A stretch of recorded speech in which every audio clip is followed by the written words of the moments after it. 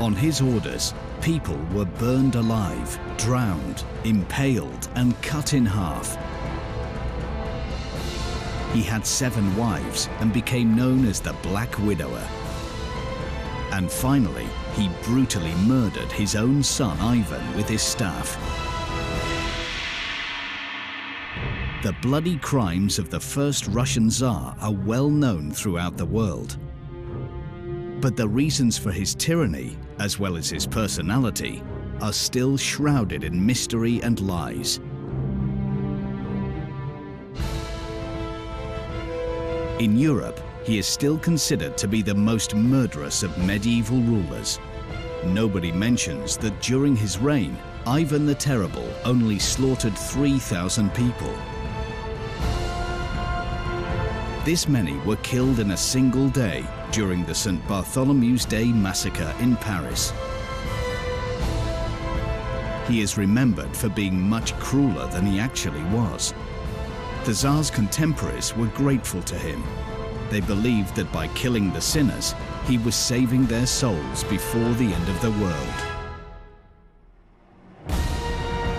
He was devoted to his family. So where did the rumors about him killing his own wives come from? Nor did he kill his son Ivan. So why has the myth survived for so long, eclipsing all his many achievements? During his life, he trebled Russian territory, established book printing, built St. Basil's Cathedral, and even wrote a few musical compositions.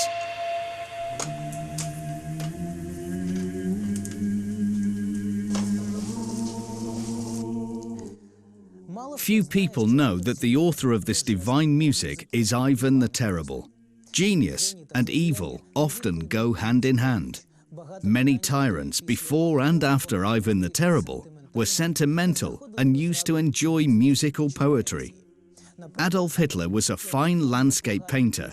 Josef Stalin perfectly described nature in his poetry. It was Stalin's will that director Sergei Eisenstein created the most famous movie depiction of Ivan the Terrible.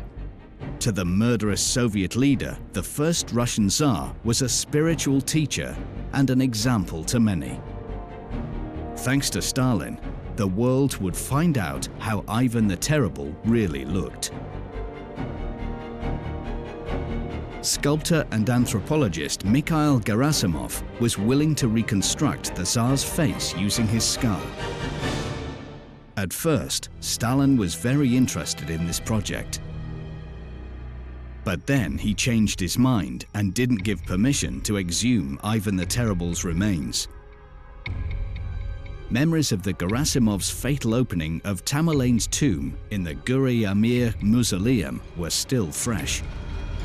On June 21, 1941, scientists removed the remains of the warrior emperor, ignoring the inscription on the wall warning, "Whoever opens this tomb will release God of War."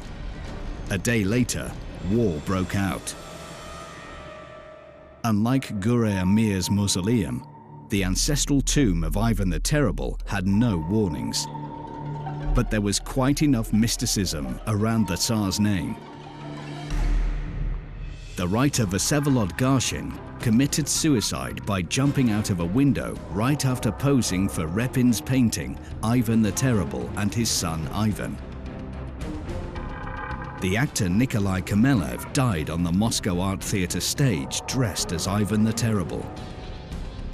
Eisenstein's two-part film, Ivan the Terrible, remained unfinished.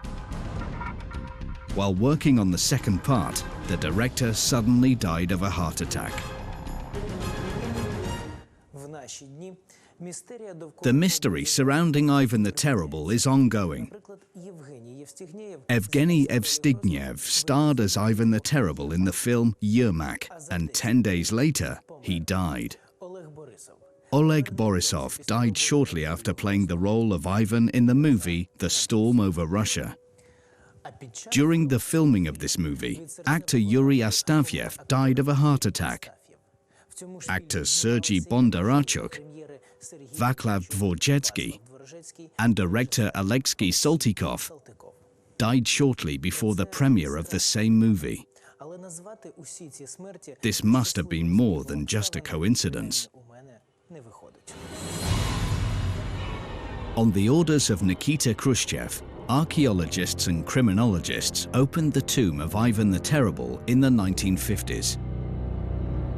The new General Secretary knew that Stalin admired Ivan the Terrible.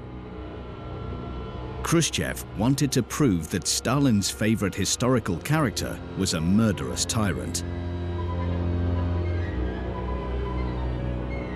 Using the remains of the skull of Ivan the Terrible,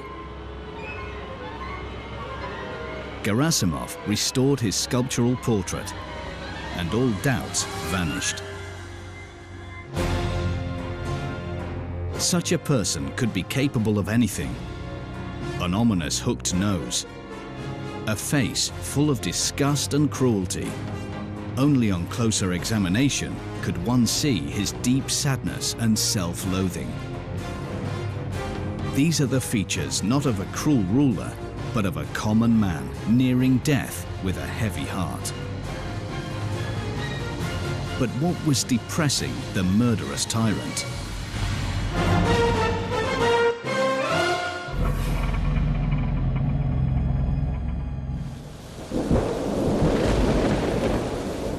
Moscow was trembling from peals of thunder and lightning. People cried out, just as the holy fool predicted.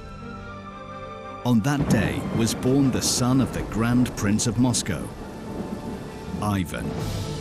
And according to prophecy, his reign would be as troublesome as that rainy day. Prince Vasily III was infinitely happy. Finally, he was holding his successor in his arms. He had been waiting for this moment for 25 years. For the sake of this tiny creature, he had committed a crime. He had locked his first wife, the Baron Solomonia Sabarova, to a monastery. He was told that the enraged woman was cursing him and his new family. But the Tsar wasn't worried. He was sure that with his new wife, the Lithuanian princess Elena Glinskaya, who was half his age, he would soon become a father. For 4 long years, the princess could not become pregnant. Was this because of the curse? If so, he would need to kill his former wife. Solomonia was saved by the news that Elena Glinskaya had finally become pregnant. But Vasily III's happiness was short-lived. He only enjoyed his long-awaited successor, Ivan, for 3 years, and his second son, Yuri, for just a few moments after his birth. An abscess on the prince's thigh led to blood poisoning and a quick death. His wife was widowed, and her young sons were now orphans. Before his death, Prince Vasily III bequeathed his throne to 3-year-old Ivan. But up until the age of 15, his mother regent and 7 boyar tutors remained by his side.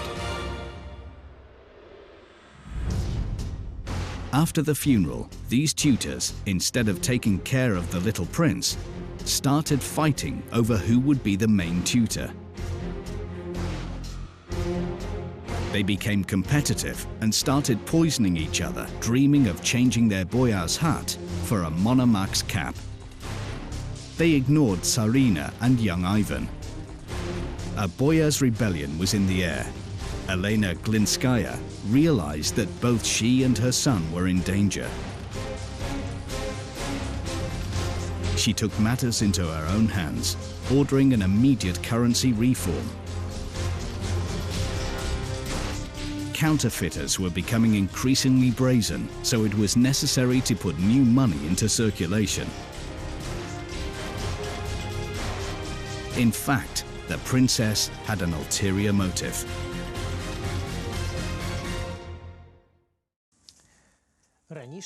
Earlier silver coins had shown a horseman wielding a sword.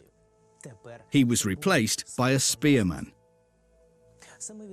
The word kopya, spear, gave the coin its name, kopyeka.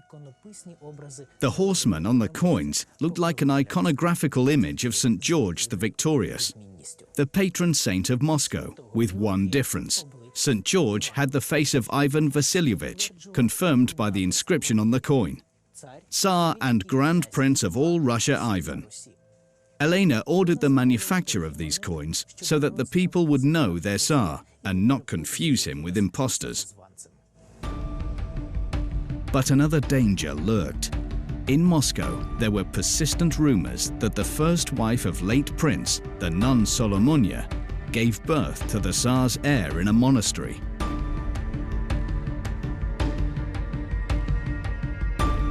And now Ivan had a dangerous rival who could claim his right to the throne.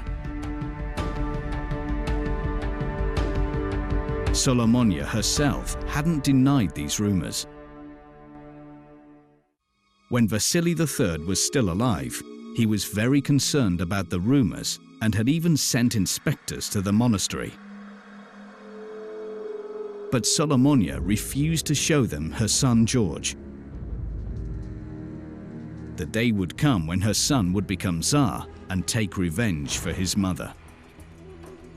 Vasily III was outraged by these threats. He had sent boyars and high-ranking ecclesiastics to the monastery. Solomonia didn't dare resist such a respected delegation. She was forced to admit that her son George, the Tsar's descendant, had died shortly after his birth. And she even showed his grave to the commission. But still, the shadow of an older brother would haunt Ivan the Terrible for a long time. The reason was both real and mystical.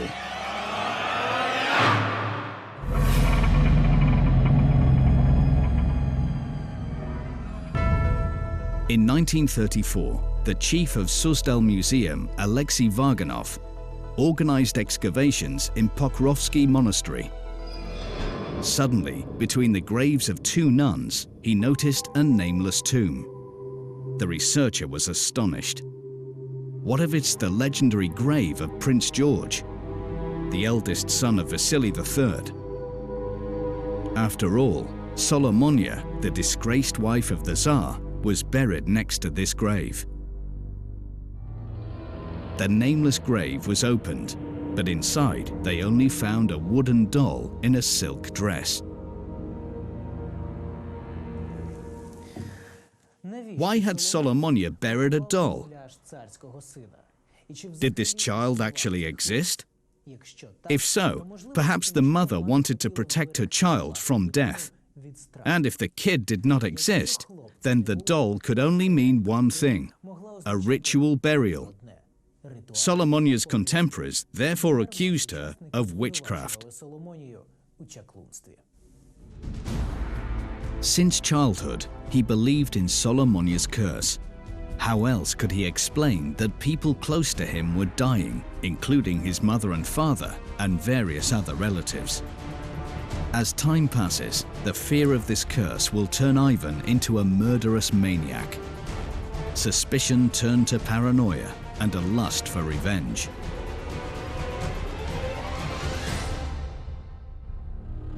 His mother's fear for their safety had a profound effect on the young Ivan. At that time in Russia, the Grand Prince was not the sole ruler. He had to act in accordance with the top boyars, the oligarchy of the time. Ivan's father, Vasily III, was the first who tried to limit the boyars' power. Elena Glinskaya attempted to fulfill her husband's will.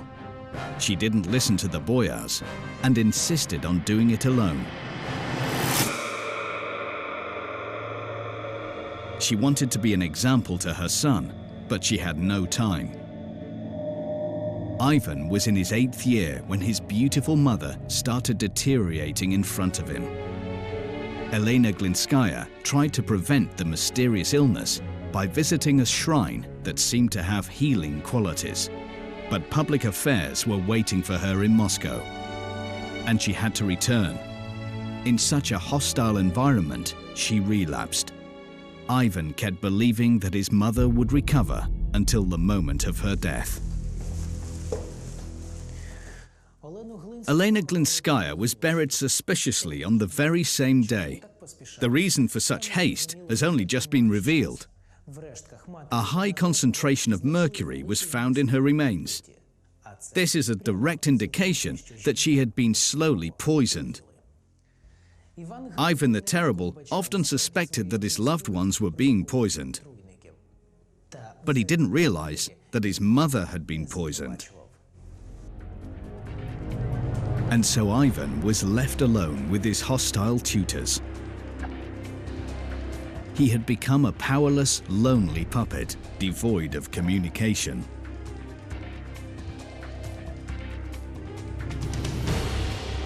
The person he felt closest to, his younger brother Yuri, was a deaf and dumb cripple. Ivan's favorite nanny and the loyal boyars were killed or sent away. Soon, Ivan realized that they could not touch him. Despite his youth, the people and foreign guests saw him as the rightful ruler. During all great occasions and ambassadors' receptions, the prince was in the spotlight. But once the festivity was over, Ivan was forgotten about. Even for the basic necessities like food and water, he had to wait. He was left helplessly knocking at the closed door. They would only talk to Ivan to tell him about the rumors about his elder brother. They called him a bastard. Prince Andrew Shuisky was particularly cynical. While the boy was choking down stale bread, the boyar sat there with his dirty boots on his late mother's bed. With a nasty grin, he would recall the rumors about her affair with Fyodor Ovchina and how Ivan had been conceived in sin. The young Tsar silently took the insults, but he swore not to forget anything. The boy was often tormented by nightmares, but the dreams were suddenly interrupted by an even more terrible reality. In the middle of the night, in front of Ivan, Shuisky nearly killed the Metropolitan, who was devoted to the royal family and supported Vasily III in his desire to limit the power of the boyars.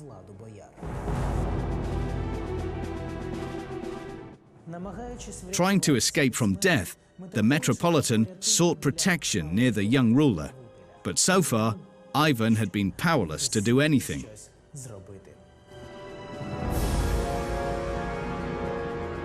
He clenched his fists and dreamt of revenge.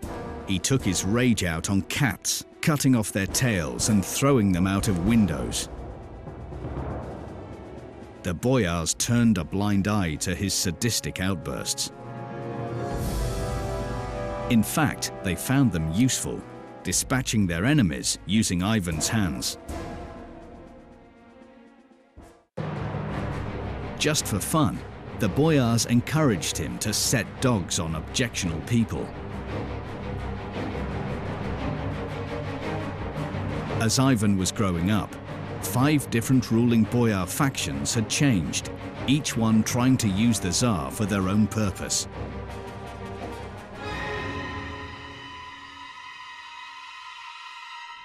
But suddenly, for the first time, the Tsar took the initiative and set the dogs on his abuser, Andrew Shuisky.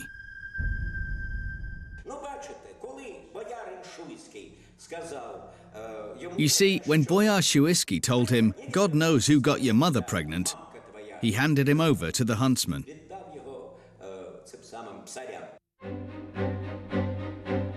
The prince's death was horrific. The boyars became scared. Suddenly, their puppet had become uncontrollable.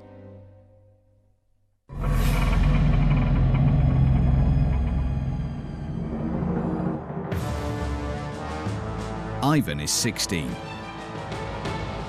A year had passed since gaining his majority and ridding himself of his tutors. And today, he will make his first step towards becoming sole leader. From now on, he will no longer be the Grand Prince of Moscow, but the Tsar of all Russia.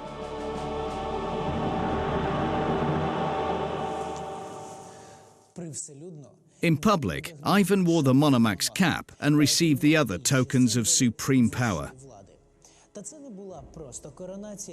But his coronation was different from other Byzantine emperors and of Grand Prince Vladimir. Ivan was anointed. In every person's life, this ritual is held once, twice in a Tsar's life. The power of Ion IV was blessed by God. Back then, only two monarchs were called Tsars, the Byzantine Emperor and the Khan of the Golden Horde. By proclaiming himself Tsar, he brought himself up to the level of these monarchs. 2 weeks later, the royal crown was placed on Ivan's head once again. This time, he was getting married, swearing to be faithful until his death. Ivan had chosen Anastasia Zakharina among 1,500 candidates for the title of the first Tsarina of Russia. It was love at first sight. Ivan would keep her in his heart for the rest of his life. Hugging his young wife, he dreamt that they would live happily and die together. But it was not meant to be. His beloved wife would be beside him only for 13 happy years. Historians call those mystical 13 years the bloodless period. It is believed that he turned into a maniacal tyrant after the death of his beloved wife. In fact, his transformation began 6 months after his wedding, when for the first time, death looked him in the eye. That day, a disaster took place in the Kremlin. The big bell fell to the ground. It was an ominous sign.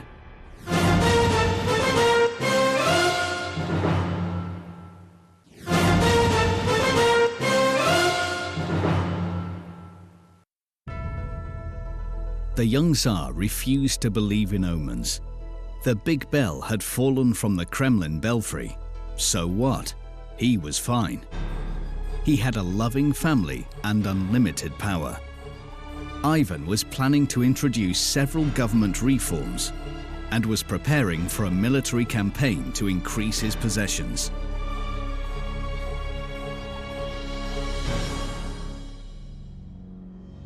But soon he realized that even with the royal crown on his head, he was vulnerable to attacks from his enemies.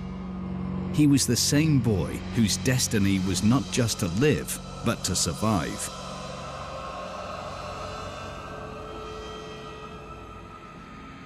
A week after the fall of the bell, the Great Moscow Fire broke out. The city was in flames. People were burning to death. Their homes had turned to ashes. The fire raged for 2 days. Nearly 2,000 Muscovites died. People were talking of deliberate arson, then of God's judgment.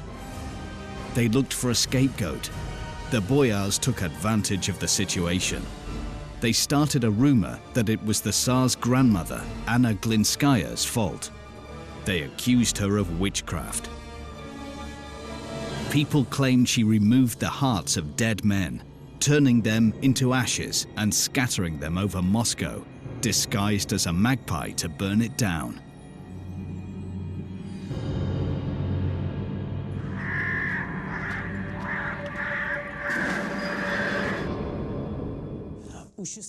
In the 16th century, fables were easily believed, like the fable that the young Tsar himself was under these charms and his blood was spoiled, and that somewhere his elder brother, the son of Solomonia, the first wife of Vasily III, was growing up in secret. Maybe he would be a better ruler. An angry mob rushed to seek the royal grandparent witch. All of Glinsky's family suffered. People burned their possessions and rushed to a village near Moscow looking for the Tsars. They were hiding the young ruler with his family and friends. Ivan felt his life was in danger. For the first time, he faced people's rage and he was confused. He didn't know yet how to suppress a riot. And now he was scared. Soon he would be blamed for all the troubles and be torn to pieces. He was saved by the priest Sylvester, the confessor of Ivan's late mother, Elena Glinskaya, and devoted friend of the royal family. He appeared before the people and, like a prophet, started to blame the Tsar for his sins, as if they really had caused all the troubles. If the Tsar were to repent in public now, all disasters would cease. Sylvester led the Tsar out to the people. With tears of repentance, Ivan fell to his knees before the brutal mob. He asked for forgiveness from the people and God for his sins and those of his relatives. People were shocked. They were expecting anything but a sincere repentance. They waited in silence for a while and then humbly went away. Saved from the angry mob, Ivan felt gratitude and infinite trust towards the wise priest and treated him as his spiritual mentor. Sylvester was very religious and even exalted in his faith. He heard voices, saw signs, and with sparkling eyes, he repeated, "God's will is in everything." Very soon, under Sylvester's influence, the impulsive and insecure Ivan turned into a religious fanatic, convinced he was on a special mission. He was the only ruler crowned by God.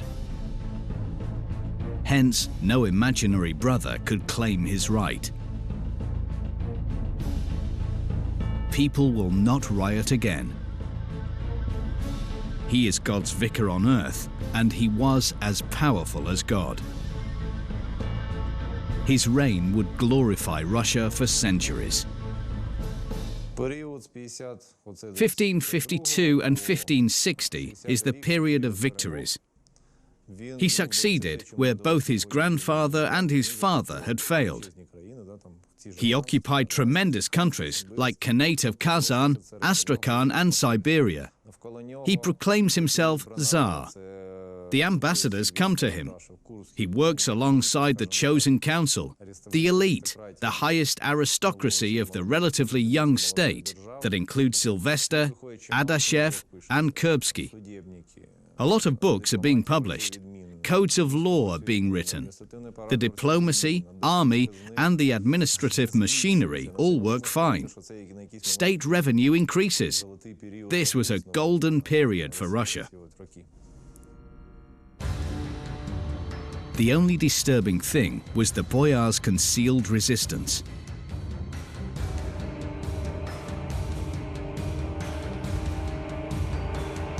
They were destroying his proteges and giving orders of mass executions in the name of the Tsar.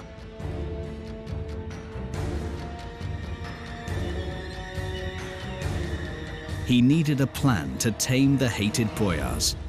He thought about it day and night, until he was suddenly taken ill. For the second time in his life, death stared him in the face. Ivan started writing his will. He gathered the boyars and ordered them to swear loyally to his newborn son Dmitri. The boyars refused. They thought that the Tsar would not recover, and it was necessary to leave a free passage to the throne after his death. Unexpectedly, Sylvester also refused to swear loyalty to Ivan's son. He had a vision that soon the boy would die. Sick and tired of long negotiations with the boyars, the Tsar was frightened and then became furious. His spiritual mentor, the loyal Sylvester, acted together with the boyars. A foul traitor, the Tsar ordered the immediate seizure of the priest and his imprisonment in a remote monastery for the rest of his life. The boyars were taken aback by the Tsar's rage, so they accepted all his wishes. Ivan got his way. His 4-month-old son was recognized as his successor. Soon after, the Tsar made a surprising recovery. During his illness, Ivan swore to make a pilgrimage to holy places with his family in case of recovery. It's said that a well-known Orthodox enlightener, Maximus the Greek, tried to talk Ivan out of taking his 6-month-old son on such a long journey to avoid tragedy. But disappointed by Sylvester, the Tsar wouldn't listen to another prophet. Whilst boarding a boat for the river crossing, the bridge under the royal procession wobbled. The startled nanny let go of the prince, and he fell to the bottom of the river like a stone. In a moment, the bridge collapsed, and the Tsar, his wife and nanny found themselves in the icy water. After several dives, the royal heir was taken from the water. Ivan Vasilievich took the baby in his arms and, with tears, watched his son die. After his son's funeral, the Tsar started to think about the causes of the tragedy. The baby could not have been dropped intentionally. The nanny who carried him was supported by Tsarina Anastasia's brothers. But to make the bridge collapse was easy enough. Was that attempted murder? Probably. But who? The boyars, of course. Confident that his son had been killed by the boyars, the Tsar began brutal reprisals. He gave orders to arrest those who refused to swear loyalty to the prince and execute them in public as conspirators. Blinded by his own grief and revenge, he had chosen the most severe punishment. All 12 boyars were impaled.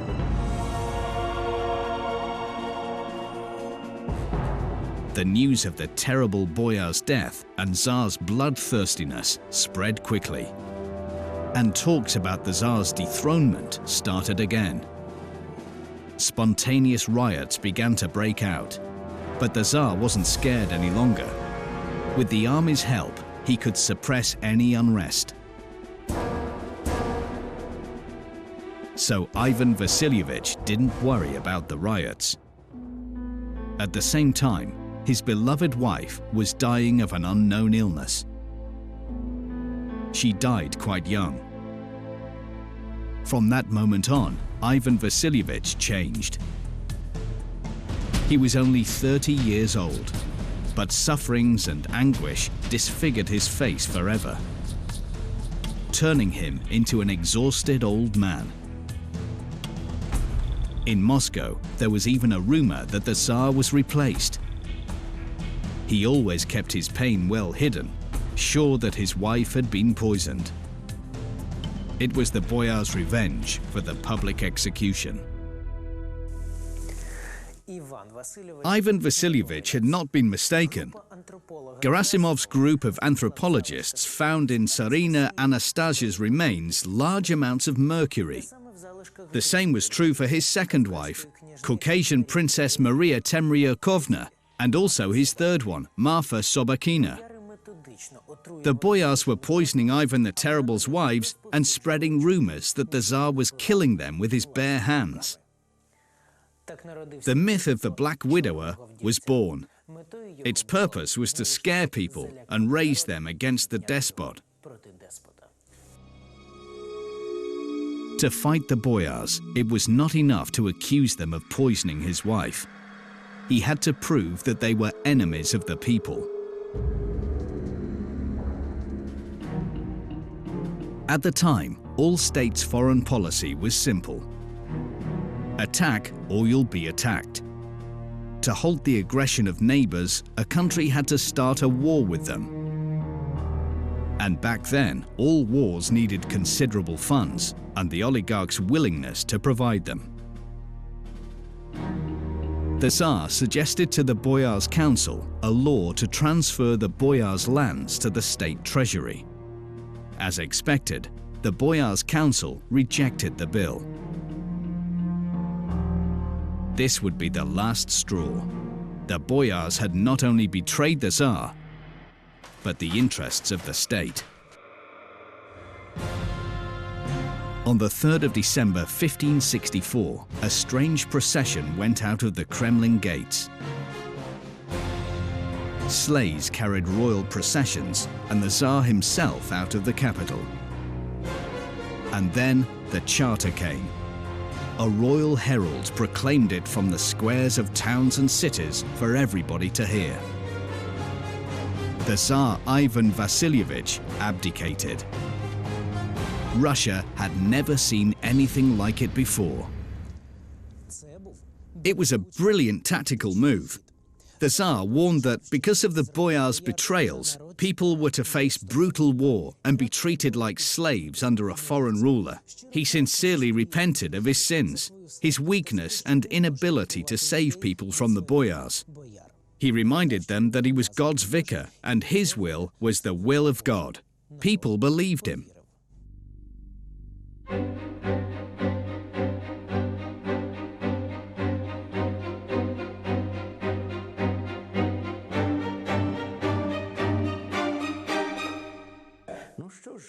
So what? All simple folks of Moscow, led by Metropolitan, asked him to return to Moscow, and he returned. The Tsar returned to Moscow and imposed a state of emergency and launched a giant repressive machine called oprichnina. The Tsar formed the army of oprichniks from poor children of the nobility. He gave some land and gold from the treasury to each of them. Grateful to the monarch, oprichniks enthusiastically rushed to prove their loyalty. Their work was to learn about the slightest manifestations of dissatisfaction with the Tsar's policy and to punish rebellious boyars and their accomplices. Their emblem was a dog's head and a broom to sniff out treason and mercilessly sweep out the traitors. People were killed on the slightest suspicion or slander. The country was overrun with the guilty and innocent blood. The apotheosis was the massacre of Novgorod inhabitants, where the oprichniks discovered a plot.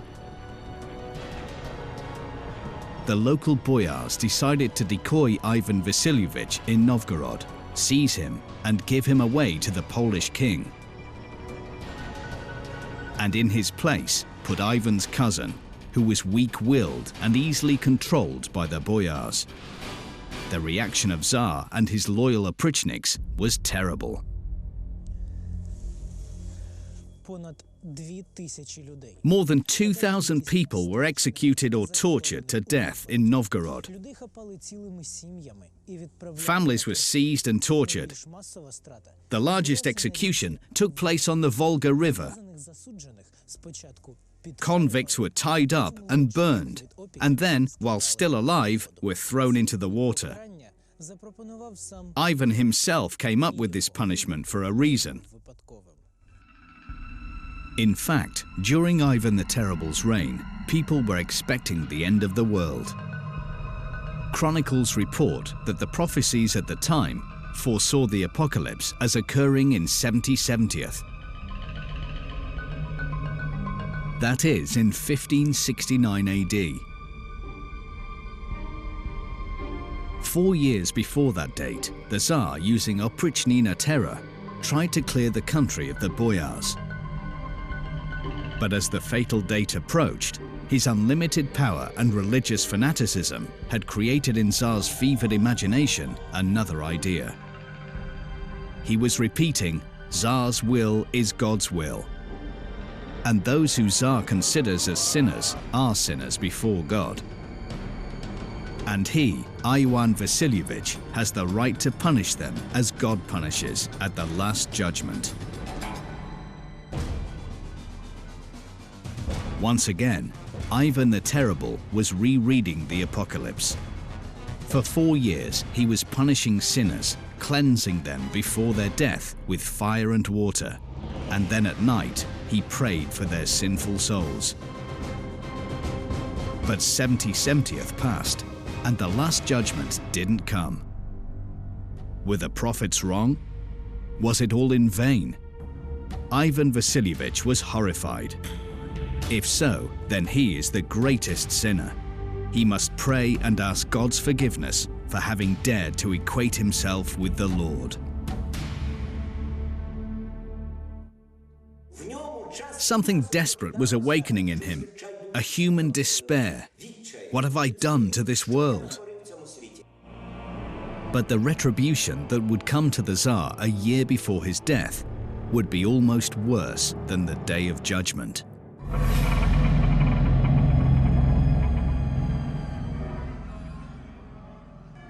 With horror, Ivan watched his son's face turn into a deathly, impassive mask. It was the same as when his mother was dying. In his youth, he was holding the little Prince Dmitri. In his later years, he was at the deathbed of his beloved wife Anastasia. He was looking at his son Ivan and could do nothing. God was punishing him. He took away his pride and hope. The right to decide whether to live or die belongs only to him, the Lord.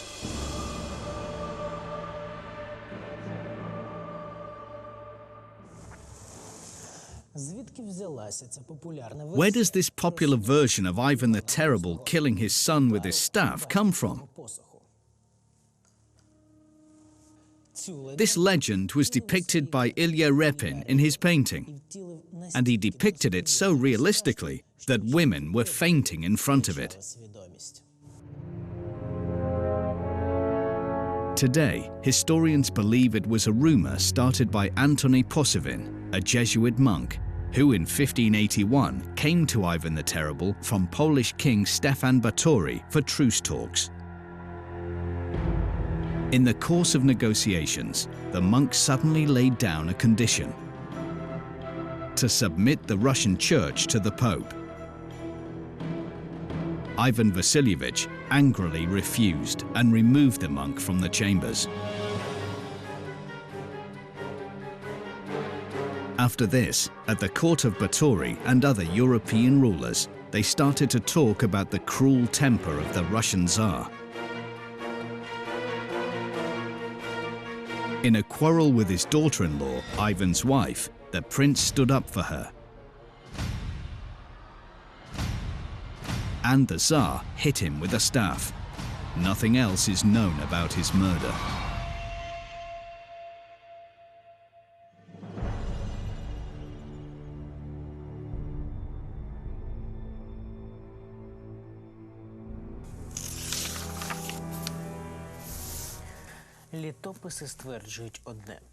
The chronicles say that the prince died in a non-violent death, but the brutal version completed the image of a Tsar despot.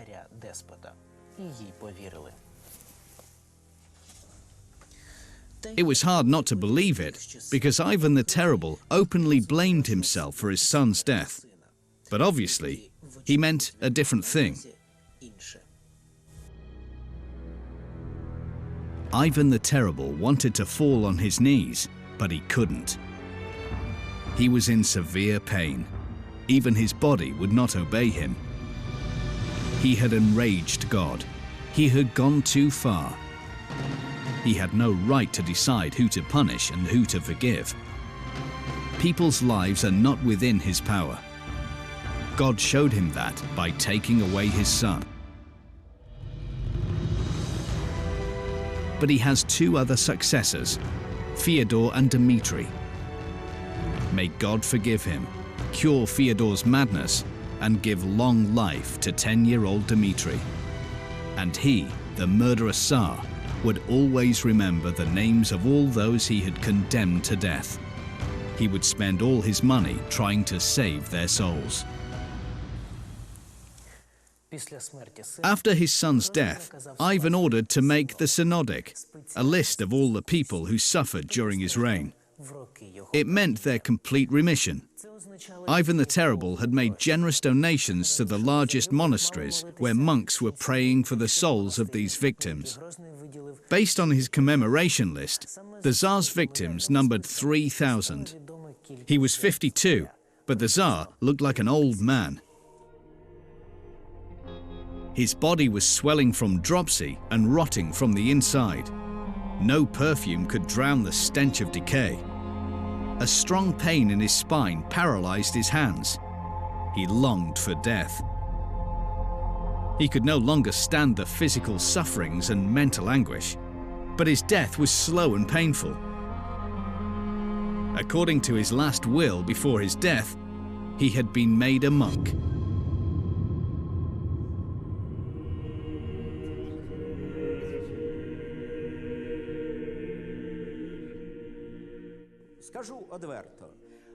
To be honest, I think Ivan the Terrible was a victim of history, despite the incredible victims of his despotic acts. For a very simple reason, he was trying to create an integrated Russia, but through limitless violence. During the life of Ivan IV, no one called him Ivan the Terrible. This nickname appeared in folk songs much later.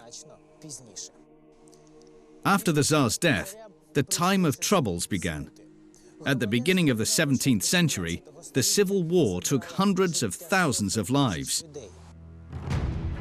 Ivan the Terrible's massacre of 3,000 victims pales in comparison. Ivan Vasilievich knew that he would not go to heaven, and he knew what hell was long before his death. When he realized that, he undertook the functions of God